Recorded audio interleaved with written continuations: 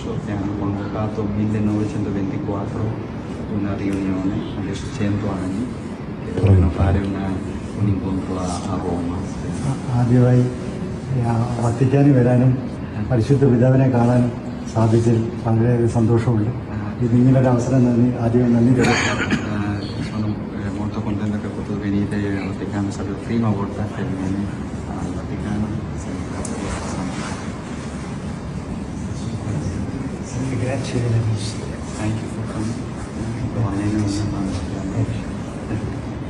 പിന്നെ ശ്രീനാരായണ ഗുരു വർക്കല ശിവഗിരി മഠം ശ്രീനാരായണ ഒരു ജാതി ഒരു മതം ഒരു ദൈവം മനുഷ്യന് മതമേതായാലും മനുഷ്യൻ ഒന്നായാലും മതി എന്നിങ്ങനെ ഉള്ളൊരു ഗുരുവുണ്ട് കേരളത്തിലെ അങ്ങേയറ്റം തിരുവനന്തപുരത്ത് Sreenarayana Guru è il fondatore del movimento che ha insegnato che una casta, un Dio, una religione per tutti. L'importante è che gli uomini devono essere buoni. Sreenarayana ഗുരു ഏഷ്യയിലെ ആദ്യത്തെ ഒരു സർവ്വമത സമ്മേളനം ആലുവയിൽ അദ്വൈതാശ്രമത്തിൽ വെച്ച് സംഘടിപ്പിച്ചു. Questo che la prima volta ha fatto dialogo interreligioso in Asia. 1924 സംഘടിപ്പിച്ചത്.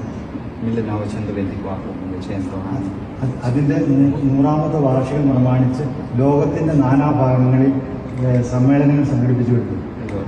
Stanno facendo questa celebrazione di centinaia di vari paesi.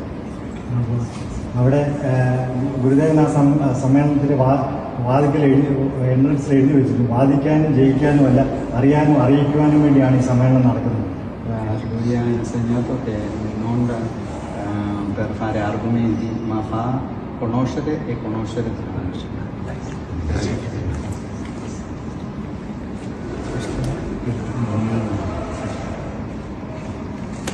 ശരിക്കല്ലേ ഇങ്ങനെ പരിപാടി ബുക്ക് കൊടുക്കും. ശ്രീനാരായണ ഗുരു